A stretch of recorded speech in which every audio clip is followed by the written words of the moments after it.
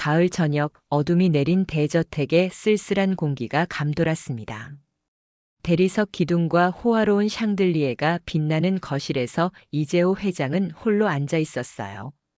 성공과 부 그리고 세간의 부러움을 한몸에 받는 재벌 회장이지만 그의 주름진 얼굴에는 미소라곤 찾아볼 수 없었죠.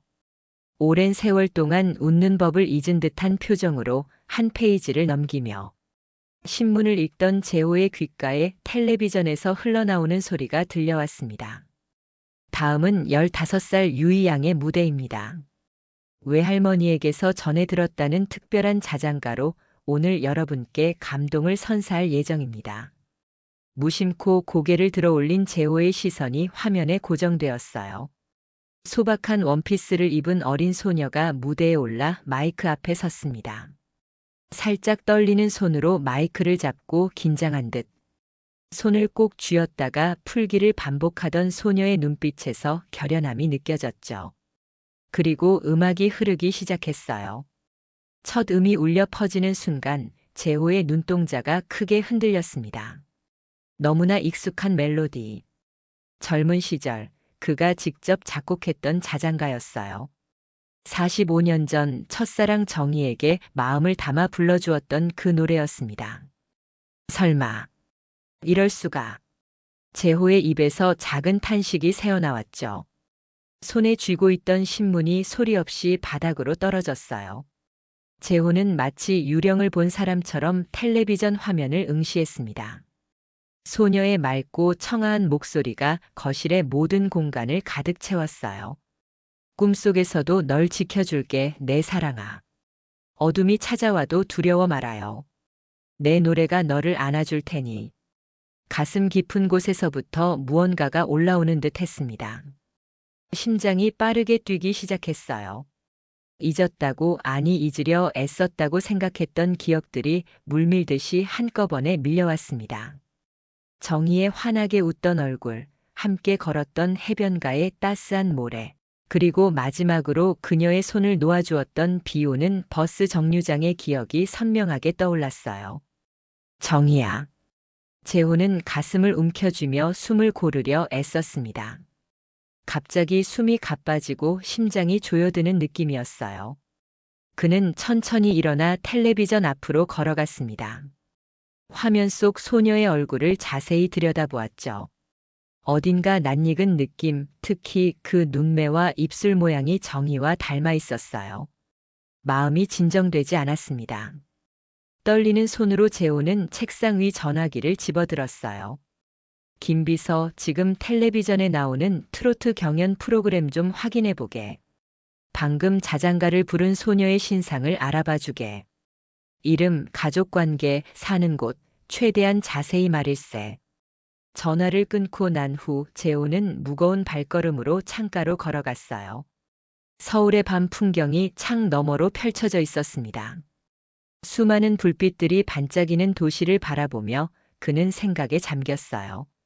45년이라는 긴 세월, 그 모든 시간 동안 정말로 잊었다고 생각했던 그 노래가 지금 그의 마음을 흔들어 놓았습니다. 이틀 후 김 비서가 재호의 집무실로 들어왔습니다. 두꺼운 서류 봉투를 들고 있었어요. 재호는 창밖을 바라보며 생각에 잠겨 있다가 비서의 발소리에 고개를 돌렸습니다. 회장님, 의뢰하신 정보를 가져왔습니다. 재호는 묵묵히 손을 내밀었어요. 김 비서가 건넨 봉투를 받아들고 조심스럽게 열었습니다. 안에는 유이라는 소녀에 관한 정보가 담겨 있었죠. 이름은 유이, 15살. 부산 해운대에서 외할머니와 함께 살고 있고 외할머니는 작은 카페를 운영하고 있습니다. 재호는 서류를 자세히 살펴보았어요. 외할머니의 이름을 확인하는 순간 그의 손이 미세하게 떨렸습니다. 정이라는 이름이 선명하게 적혀 있었죠. 가슴이 쿵쾅거렸어요. 이것은 우연이 아니었습니다. 회장님, 어떻게 하시겠습니까? 김 비서의 질문에 재호는 한동안 대답하지 못했어요. 가슴을 움켜쥐며 숨을 고르려 애썼습니다. 45년 전 그날이 선명하게 떠올랐죠. 비가 내리던 날 그는 정희의 손을 놓았습니다. 집안의 반대, 신분의 차이, 모든 것이 그들 사이를 가로막는 벽이었어요. 결국 그는 정희를 떠나보냈고 다시는 찾지 않았습니다. 아니, 찾을 수 없었죠. 김비서 유이의 공연 일정을 알아봐주게. 재호의 목소리는 평소보다 더 낮고 무거웠어요. 김비서는 재호의 이런 모습이 낯설었지만 묵묵히 지시를 따랐습니다. 내일 부산 해운대 문화회관에서 지역 예선이 있다고 합니다. 재호는 창가로 걸어가 바깥을 바라보았어요. 서울의 빌딩 숲 너머로 하늘이 보였습니다. 오랫동안 그는 성공과 부를 쫓아 달려왔죠. 하지만 정작 가장 소중한 것들을 놓쳐버렸다는 생각이 들었어요. 내일 일정을 모두 비워주게. 부산에 다녀올 예정이네. 김비서의 놀란 표정을 뒤로하고 재호는 서재로 향했습니다. 오래된 나무 상자를 꺼냈어요. 그 안에는 젊은 시절의 추억들이 고스란히 담겨 있었습니다. 낡은 종이들을 하나하나 꺼내 바라보았어요. 기억 속에 묻어두었던 과거가 되살아났습니다. 자장가의 악보가 나왔습니다. 그가 직접 작곡했던 노래였어요. 정희를 위해 그들의 사랑을 담아 만든 곡이었죠. 재호는 악보를 손에 쥐고 오랫동안 바라보았습니다. 그리고 과거의 기억을 하나하나 떠올렸어요. 23 대학생이었던 재호는 음악을 사랑했습니다. 그때 만난 정희는 그의 인생의 햇살 같은 존재였어요. 가난했지만 행복했던 시간들. 함께 바닷가를 걸으며 꿈을 나누었던 순간들. 그리고 헤어질 수밖에 없었던 이유들까지. 그 노래가 지금 한 소녀의 입을 통해 다시 울려 퍼지고 있다니. 재호는 자신의 중얼거림에 놀랐어요. 그토록 숨기고 싶었던 과거, 잊고 싶었던 기억들이 유이라는 소녀를 통해 다시 그에게 돌아온 것 같았습니다. 이것은 단순한 우연이 아니었어요. 마치 운명이 그들을 다시 이어주려는 듯 했습니다. 그날 밤 재호는 오랜만에 악보를 펼쳐 피아노 앞에 앉았어요. 굳어진 손가락으로 천천히 건반을 누르기 시작했습니다. 자장가의 멜로디가 조용히 울려 퍼졌죠. 45년 만에 다시 연주하는 노래였지만 그의 손가락은 기억하고 있었어요. 부산행 기차 안 재호는 창밖으로 흐르는 풍경을 바라보았습니다. 서울을 떠나 남쪽으로 향하는 동안 그의 마음은 이미 45년 전으로 돌아가 있었어요. 그때 정희와 함께 걸었던 해운대 바닷가, 파도 소리를 들으며 나누었던 약속들이 선명하게 떠올랐습니다. 정희야, 정말 너일까? 중얼거리는 목소리에 스스로 놀랐어요. 언제부터인가 그는 자신의 감정을 드러내지 않는 사람이 되어 있었습니다. 재벌 회장으로서의 위엄과 체면이 그의 본 모습을 가려왔죠. 하지만 지금 그는 다시 23 청년의 마음으로 돌아가고 있었어요. 해운대 문화회관에 도착했을 때는 이미 많은 사람들이 모여 있었습니다. 재호는 모자를 깊게 눌러쓰고 조용히 객석 뒤편에 자리를 잡았어요. 무대를 바라보는 그의 눈빛은 긴장감으로 가득했습니다. 1명, 2명 참가자들이 무대에 올라 노래를 부르기 시작했어요. 재호는 초조한 마음으로 유이의 차례를 기다렸습니다. 마침내 유이가 무대에 올랐고 그녀의 맑고 영롱한 목소리가 공연장을 채웠습니다. 재호는 무대 위의 소녀를 바라보며 가슴 깊은 곳에서 무언가가 울려 퍼지는 것을 느꼈어요.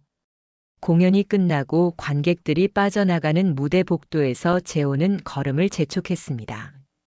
그때 그의 시선이 한 중년 여성의 옆모습에 고정되었어요. 그 걸음걸이, 그 분위기, 머리를 살짝 기울이는 방식까지. 재호의 심장이 요동쳤습니다. 정혜? 재호는 뒤돌아보았지만 그녀는 이미 사라졌어요. 심장이 격하게 뛰는 가운데 그는 잠시 그 자리에 서서 방금 본 것이 환상인지 현실인지 의심했습니다. 하지만 그의 본능은 이미 알고 있었어요. 그녀가 바로 정이었다는 것을. 그날 밤 해운대의 호텔방. 재호는 창가에 서서 명함 크기의 메모지를 바라보았습니다. 비서가 넘겨준 정희의 카페 주소와 연락처였어요. 파도 소리라는 카페 이름이 그의 가슴을 다시 한번 울렸습니다. 한참을 망설이던 재호는 떨리는 손으로 전화를 걸었어요. 벨소리가 울리는 동안 숨이 턱 막혔습니다. 정희가 전화를 받았고 두 사람은 짧게 대화를 나눴어요.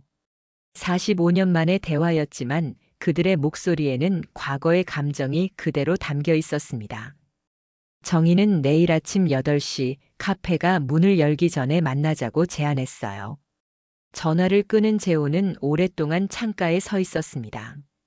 바다 위로 달빛이 반짝이는 모습이 45년 전과 다를 바 없었어요. 그때도 이랬습니다. 마지막으로 정희와 함께 바라본 바다도 이런 모습이었죠. 재호는 침대에 누웠지만 잠이 오지 않았어요.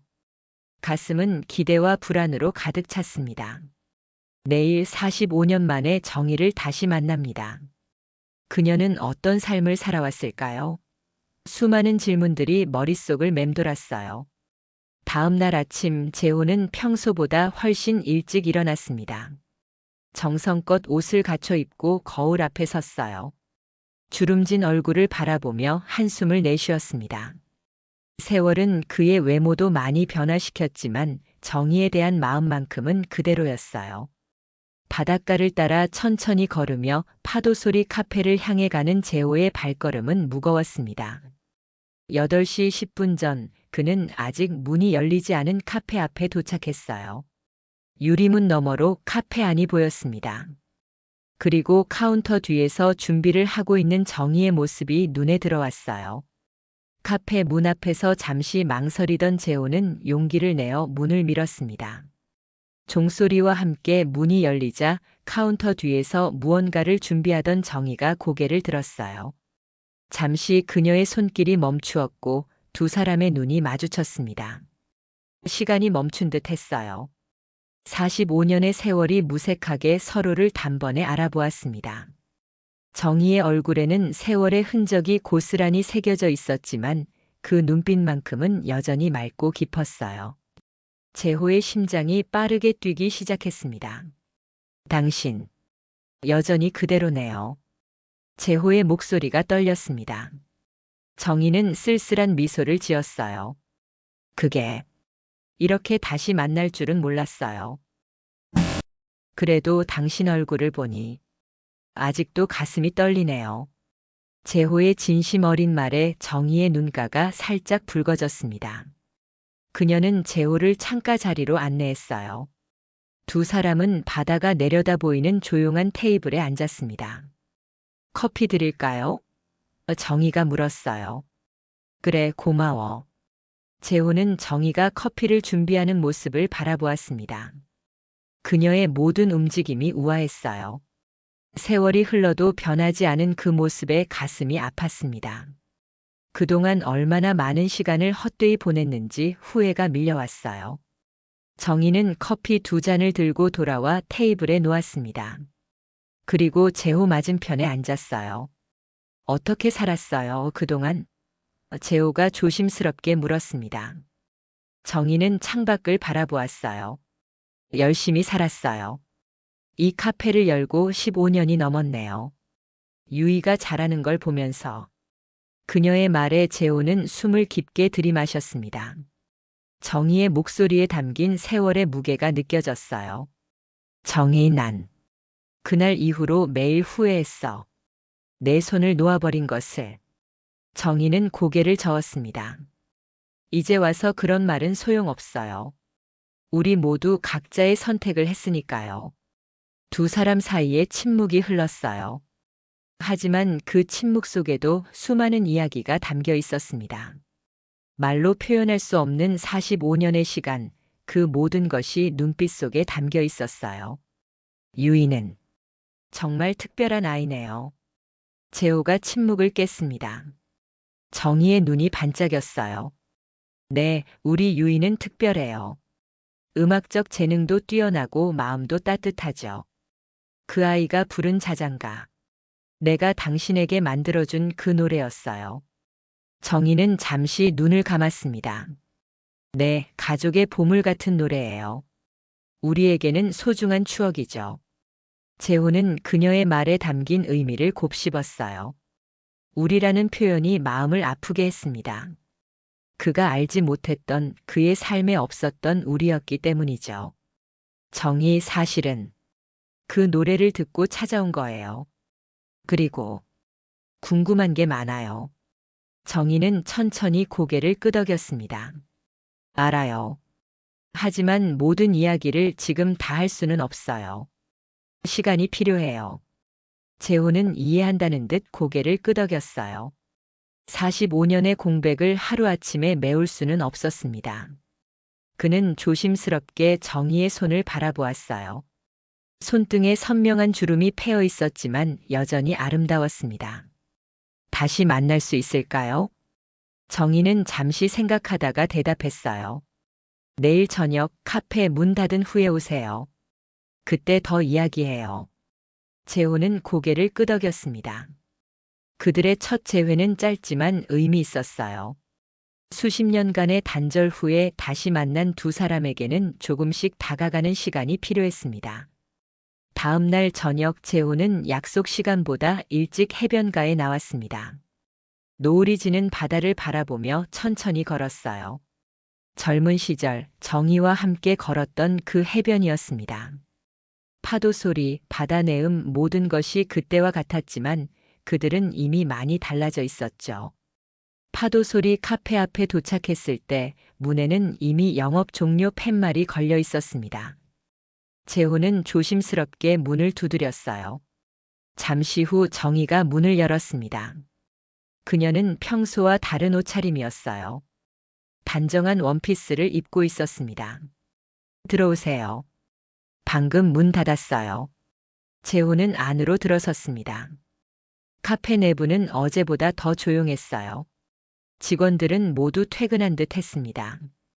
정희는 다시 창가 자리로 그를 안내했어요. 오늘은 제가 특별한 음식을 준비했습니다. 정희가 부엌으로 향하며 말했어요. 잠시 후 그녀는 두 접시를 들고 돌아왔습니다. 재호의 눈이 커졌어요. 오래전 그가 좋아했던 해물 파스타였습니다. 아직도 기억하고 있었네요. 재호의 목소리가 감정에 젖었습니다. 정희는 미소를 지었어요. 어떤 기억들은 평생 사라지지 않나 봐요. 두 사람은 조용히 식사를 시작했습니다. 맛있는 음식과 함께 점점 대화도 자연스럽게 흘러갔어요. 지난 45년 동안의 이야기들. 재호가 사업을 일으켜 성공한 과정, 정희가 삶을 꾸려온 방식에 대해 이야기했습니다. 식사를 마치고 정희는 작은 사진첩을 꺼내왔어요. 그 안에는 그녀의 삶이 담겨 있었습니다. 그리고 마지막 페이지에 이르자 재호의 시선이 고정되었어요. 젊은 정희가 갓난아기를 안고 있는 사진이었습니다. 이 아이는 재호의 목소리가 떨렸습니다. 정희는 조용히 대답했어요. 우리 딸 미영이에요. 재호의 손이 사진 위를 맴돌았습니다. 만질 수 없는 과거, 잃어버린 시간이 눈앞에 있었어요. 그의 눈에 눈물이 고였습니다. 왜? 알려주지 않았어요? 정희는 깊은 숨을 내쉬었어요. 당신이 떠날 때 난 이미 임신 사실을 알고 있었어요. 하지만 당신의 선택을 존중했고, 당신에게 짐을 지우고 싶지 않았어요. 재호는 가슴이 찢어지는 듯한 고통을 느꼈습니다. 그동안 모르고 살아온 자신의 무지가 너무나 부끄러웠어요. 그래서 유이는, 네, 유이는 당신의 외손녀예요. 정희가 조용히 말했습니다. 재호는 한동안 말을 잇지 못했어요. 눈물이 그의 얼굴을 타고 흘러내렸습니다. 45년 전 그는 성공을 위해 정희를 떠났습니다. 그리고 그 결과 딸과 외손녀와의 모든 시간을 잃어버렸어요. 어디 있어요? 미영이는 지금. 재호가 떨리는 목소리로 물었습니다. 서울에서 음악교사로 일하고 있어요. 유이는 방학 때마다 여기 와서 함께 지내죠. 재호의 눈빛이 간절해졌어요. 만날 수 있을까요? 미영이와.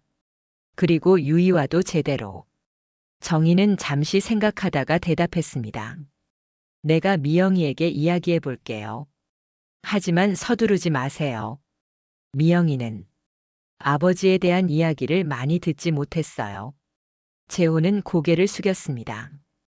당연한 결과였어요. 그가 없는 세월 동안 정희는 혼자 딸을 키웠습니다.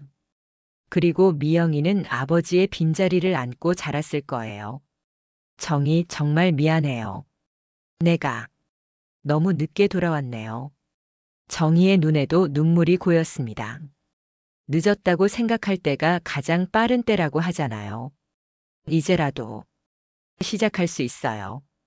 재호는 조심스럽게 손을 내밀어 정희의 손을 잡았어요. 그녀는 손을 빼지 않았습니다.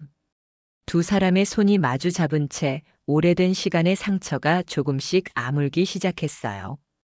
카페 밖으로는 이미 완전한 어둠이 내려앉아 있었습니다. 하지만 두 사람의 마음속에는 새로운 빛이 조금씩 자라나고 있었어요. 죄송합니다. 정확히 짚어주셨네요. 설정이 맞지 않았습니다. 유이는 정희 외할머니와 함께 부산에 살고 있고 미영 어머니 서울에서 내려오는 것이 맞습니다. 6장을 수정하겠습니다. 다음 날 아침 재호는 부산에 좀 더 머물기로 했습니다. 서울로 돌아갈 예정이었지만 지금은 이곳에 더 있어야 할 이유가 생겼어요. 그는 호텔 방에서 김 비서에게 전화를 걸었습니다. 김 비서, 서울 일정은 모두 연기해. 당분간 부산에 더 머물 예정이네. 전화를 끊고 난 후 재호는 창문을 활짝 열었어요. 해운대 바다가 시원하게 펼쳐졌습니다. 오랜만에 마음이 가벼워진 기분이었어요. 그는 침대 옆 테이블에 놓인 사진첩을 집어들었습니다. 정희가 들고 왔던 그 사진첩의 몇 페이지를 복사해 그에게 주었어요. 미영이의 어린 시절 사진들을 하나하나 들여다보던 재호의 눈에 눈물이 고였습니다. 첫 돌사진, 유치원 입학식, 피아노 발표회. 그 모든 순간에 자신이 없었다는 사실이 가슴 아팠어요.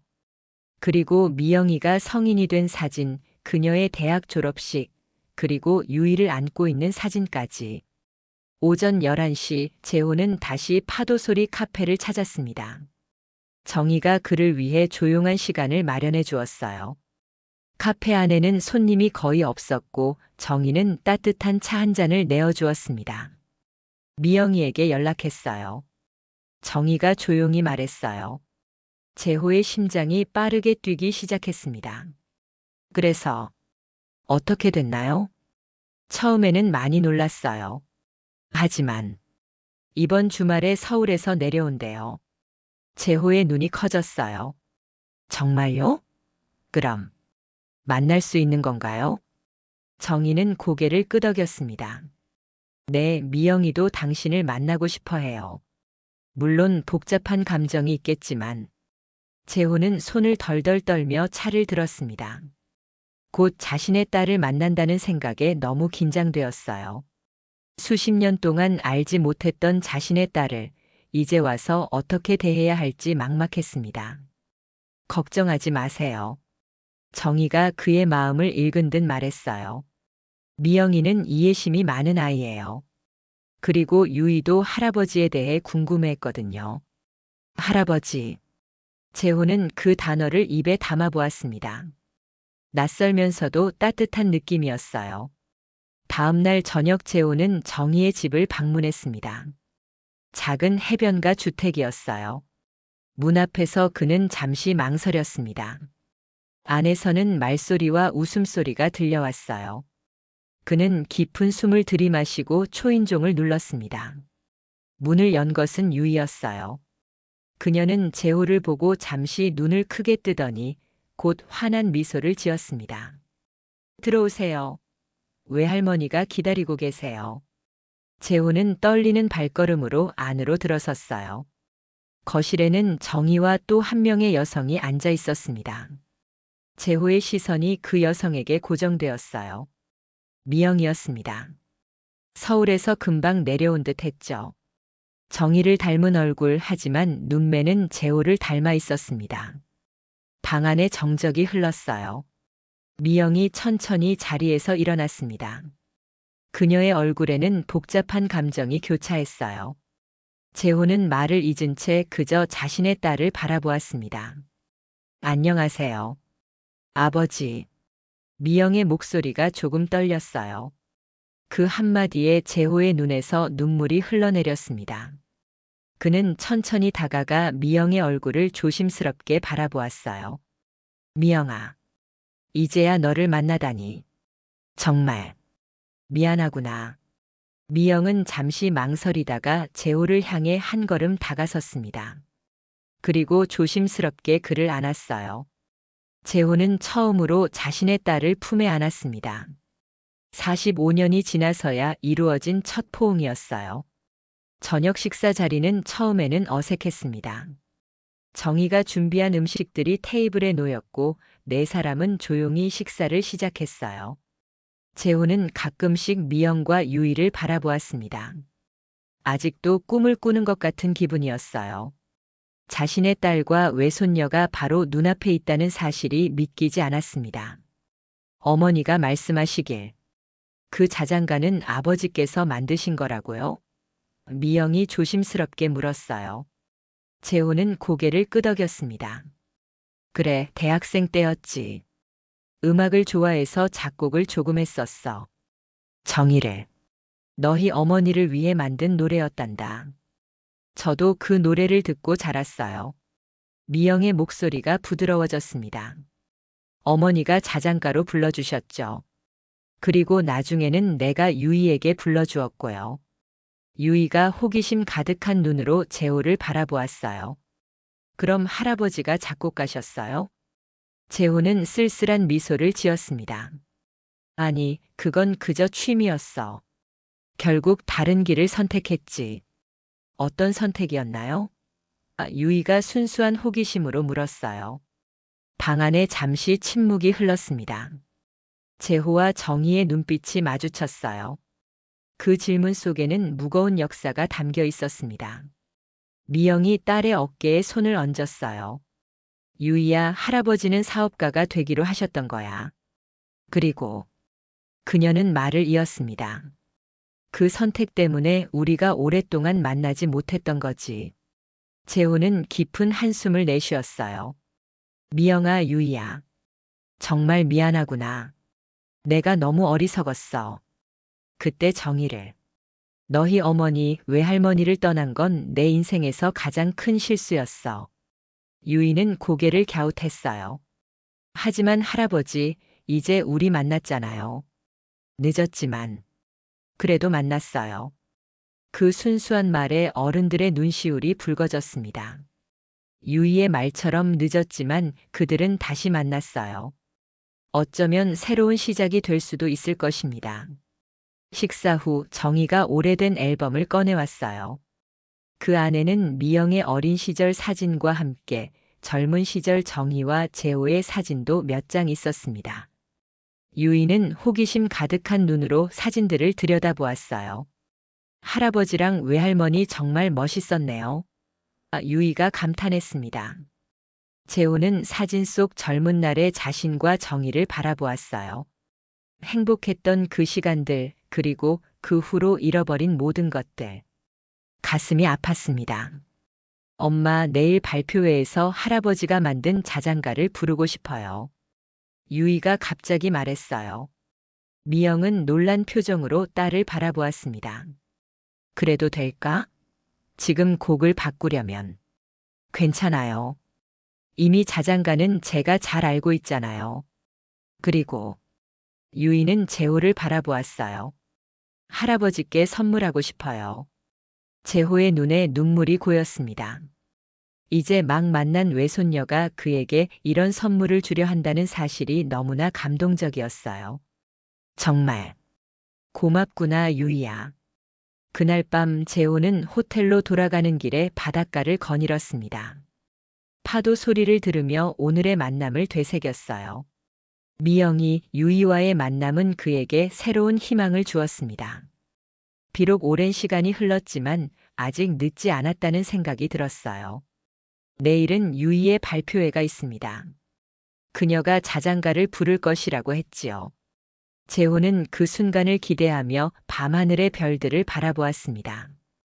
어쩌면 이것이 새로운 시작일지도 모른다는 희망이 가슴을 따뜻하게 채웠어요.